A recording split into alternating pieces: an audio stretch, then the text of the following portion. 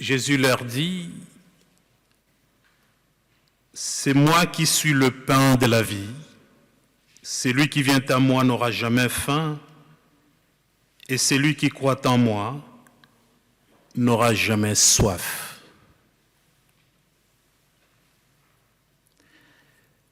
Avant de faire un petit commentaire par rapport à cet extrait de l'Évangile que nous venons d'entendre, je voulais encore réitérer notre bienvenue à vous toutes et tous qui étaient là, que nous avons rencontrés à un moment ou à un autre, puisque un être cher vous a quitté.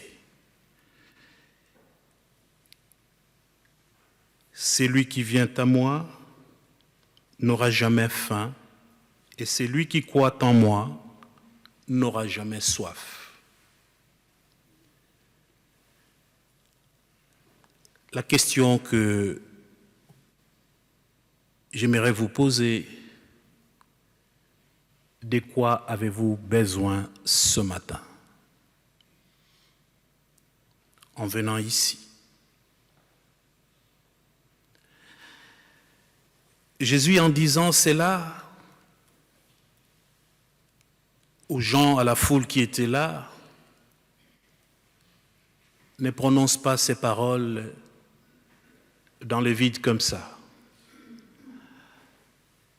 Cet extrait est précédé par 2 épisodes. Le premier est celui de la multiplication du pain. Il y a une grande foule qui suit Jésus pour entendre, pour écouter ce qu'il dit. Et les ayant vus, il y avait un besoin physiologique, ils avaient faim, ils avaient soif. Il a multiplié le pain et le poisson. Ils ont mangé, chacun à sa faim, ils ont bu.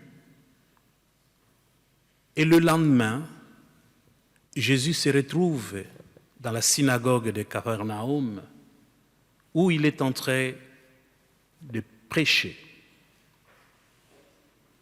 Et les gens viennent à lui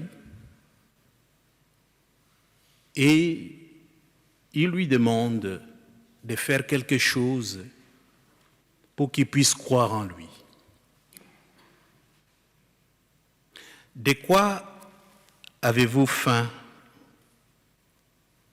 De quoi avez-vous soif?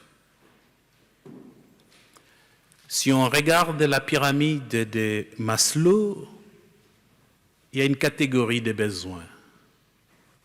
Il y a les besoins fondamentaux, manger, boire, dormir, respirer. Il y a des besoins de sécurité, sécurité de nos corps, de notre emploi, de notre santé, de notre propriété. Mais il y a aussi des besoins sociaux, le besoin d'être aimé. L'amitié, on en a besoin. On a besoin d'appartenir à un groupe, besoin d'intimité, l'estime de soi. Autant de besoins que Maslow essaye de nous présenter. Et dans les 2 premiers épisodes qui précèdent ce texte, ce que je trouve extraordinaire en Jésus, c'est que, avant de tenir un discours spirituel, comme je suis en train peut-être de le faire maintenant, avant de prêcher, Jésus prend d'abord soin du corps de celles et ceux qui viennent l'écouter. Et ça me rappelle en effet, de là où je viens, les missionnaires, quand ils arrivent, dans la plupart du temps, ils commencent d'abord par construire des hôpitaux, effectivement, pour prendre soin des gens, des écoles, s'assurer qu'il y a une bonne alimentation avant de livrer, d'annoncer la parole de Dieu, l'essentiel de leur mission. Je me rappelle également qu'en Afrique subsaharienne, contrairement au reste du monde, l'islam s'est implanté sans effusion du sang, parce qu'ailleurs c'était par conquête. Mais là, ils venaient, ils s'installaient, pour certains avec une petite pharmacie, petite boutique, on voit du savon, du sel. Si les petits villageois, la petite villageoise lui manquait du sel, eh bien même sans argent, on lui venait en aide. Ainsi, ils ont conquis les cœurs des uns et des autres avant d'annoncer qui était Allah, qui était Mohammed. Et Jésus fait, avant le musulman bien évidemment, il fait pareil, il prend soin. Mais cela ne suffit pas. Il leur donne à manger. Mais après, ils ont faim, ils ont soif. Il leur dit, je suis le pain de la vie. Curieusement, quand ils arrivent au temple, à la synagogue plutôt, ils demandent à Jésus de leur montrer un signe afin qu'ils puissent le croire. Alors que la veille, ils ont assisté à ces signes où il a multiplié le pain et le poisson et ils ont mangé chacun à sa faim. Mais cela n'a pas suffi pour qu'ils puissent croire en lui. Et ce matin, Jésus n'est pas venu ici, au milieu de nous, pour nous donner d'abord du pain ou du poisson. Il est venu nous donner l'essentiel. Si nous accueillons cet essentiel, d'après ce qu'il nous dit, nous n'aurons plus faim, nous n'aurons plus soif. C'est peut-être là que Jésus veut nous rejoindre dans chacune de nos situations singulières, celle qui nous a motivés à venir ce matin, et il veut être ce pain qui véritablement va nous rassasier. Par conséquent, nous sommes invités à accepter que ce soit Dieu qui s'occupe de ce qui est essentiel pour nous et lui faire confiance. Alors, de quoi avons-nous besoin? De la nourriture, à boire? De quoi au juste? Je ne pense pas. Et surtout en Suisse, je crois que les besoins fondamentaux sont suffisamment satisfaits. Nous avons chacun au moins la chance de manger au moins un repas par jour. En tout cas, la plupart d'entre nous. Il y a très peu de taux de chômage. Si on est malade, presque tout le monde est assuré, a une assurance maladie, et ainsi de suite. Mais cela ne suffit pas. Il suffit de voir les camps de réfugiés. On leur donne à manger, mais ça ne suffit pas. La Suisse n'est-elle pas comptée parmi les pays où le taux de suicide est beaucoup plus élevé, malgré tout ce que nous avons, du matériel? Cela ne suffit pas. Et alors, de quoi avons-nous besoin pour que Jésus, qui se donne comme pain de vie, devienne une nourriture, et si nous en mangeons, nous n'aurons plus jamais faim? C'est lui qui est venu du ciel, le Verbe incarné, la parole. Et si nous l'accueillons, et si nous l'acceptons en tant que tel, il va cheminer avec chacun de nous. Nous pouvons comprendre que chacune de nos existences, à la suite du chemin que nous a tracé le Seigneur, la vie, ce n'est pas que le fait d'avoir ce qu'il faut pour vivre, ce n'est pas que de réussir sa vie, devenir soi-même. La vie, c'est aussi ce qui se passe entre nous, ce qui nous relie les uns aux autres, ce qui nous rend solidaires les uns des autres. C'est ce que nous essayons de vivre ici et maintenant. Et cette vie véritable, elle se manifeste davantage lorsqu'un d'entre nous se donne et rend les autres capables de se donner eux-mêmes. Cette vie-là, elle est la vie en vérité. Elle traverse la mort. Elle se communique. Rien ne peut l'arrêter, même pas la haine, même pas la violence, même pas la mort. Elle est la vie en plénitude. Et alors, je reviens à la question du départ. De quoi avons-nous besoin?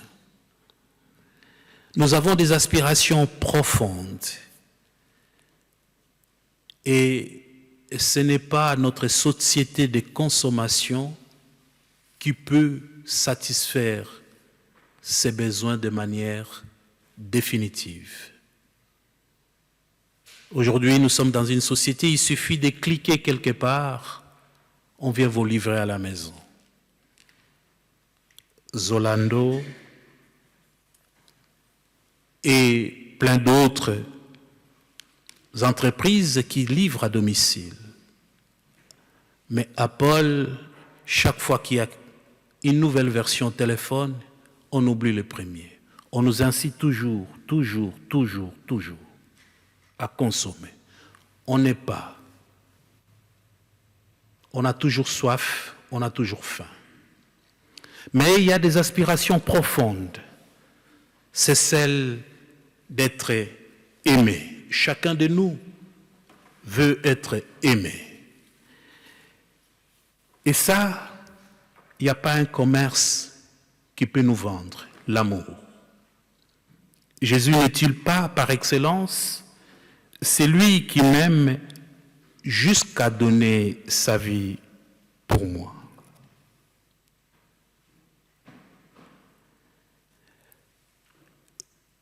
J'ai difficilement le sentiment de croire que si j'avais été le seul être humain sur cette terre, j'aurais insulté Jésus. J'aurais bafoué Jésus.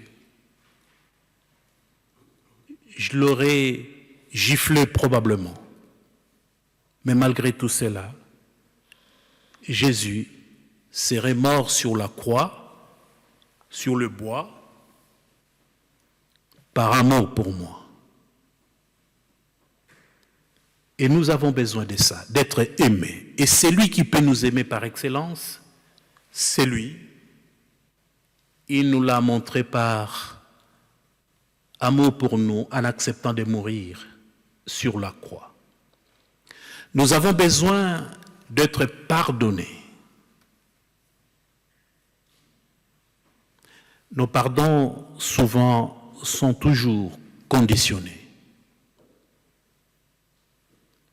Mais auprès du Christ, c'est inconditionnel. C'est nous parfois qui nous fatiguons de lui demander pardon. Il nous pardonne sans limite, sans condition, de manière inaliénable. J'ai besoin d'être rassuré face à la mort. Quand on perd un être cher, cela peut évidemment nous vaciller. Et là encore, c'est le pain de vie qui nous est donné. Je vous donne mon corps et je vous donne mon sang. La nouvelle alliance pour pardonner, pour le pardon de la multitude. Et quand la mort vient nous vaciller, quand les blessures de la vie viennent nous bousculer, rappelons-nous la croix du Christ, cette croix en bois sur laquelle il a été crucifié pour nous rappeler l'amour profond, inconditionnel qu'il a pour chacun de nous. Et en tant que pèlerins sur cette terre, puisqu'il y a un temps pour tout, nous mourrons, nous naissons, nous grandissons, nous mourrons, nous avons besoin de ce pain de vie pour que nous puissions avoir la nourriture nécessaire pour faire ces voyages sur cette terre. Un peu comme le peuple hébreu dans le désert avait besoin du pain qui vient du ciel, de la manne, pour continuer leur chemin. Sauf que ce pain-là était pour un temps. Après, ils ont eu faim. Mais Dieu, Jésus, se donne à nous comme pain de vie, de sorte que le Verbe incarné, la parole, si nous l'accueillons et nous l'acceptons sans demander de preuves, cette parole, si nous nous approprions, elle va devenir notre nourriture et même devant la mort, nous pouvons nous rappeler les promesses du Christ de la résurrection. Nous pouvons nous rappeler ce qu'il a dit à ses disciples, ce qu'il nous dit à travers sa parole, qu'il est la vie, le chemin, qu'il est la résurrection. Et il reste cette porte ouverte qui conduit, qui nous fait passer de cette vie terrestre à la vie céleste. Et si nous nourrissons de ce pain, nous avons la foi, la certitude que, après la mort, il nous attend dans la demeure du Père, où il est monté pour préparer une place. Et on ne peut accueillir ça, c'est seulement si on l'a accueilli comme pain de vie. Et en ce moment-là, quoi qu'il nous arrive, on ne panique pas, on reste debout. Il est le pain de vie qui nous montre que Dieu nous aime. Il est le pain de vie qui nous montre que Dieu nous pardonne et qui nous accompagne au cours de nos vies pour nous permettre le moment venu de les retrouver dans cette vie éternelle. Alors, sachons l'accueillir dans notre cœur, à la lumière de l'évangile que nous venons d'entendre. Si nous l'accueillons, nous n'aurons plus faim. Et si nous l'accueillons, nous n'aurons plus soif. Il est venu pas pour perdre un seul d'entre nous, mais pour que chacun de nous ait la vie. Vous et moi, même celles et ceux qui nous ont déjà précédés. Nous pouvons faire confiance en Dieu, qu'il est avec eux. Ils sont dans la main bienveillante de notre Dieu. Cela n'enlève pas la souffrance, mais ça nous aide à vivre le deuil autrement, pas seul, mais à une communauté de personnes qui ont accueilli comme vous, comme moi, Jésus comme pain de vie. Que l'Esprit Saint réconforte chacun de nous, que l'Esprit Saint affermisse notre confiance, notre foi en Dieu. Amen.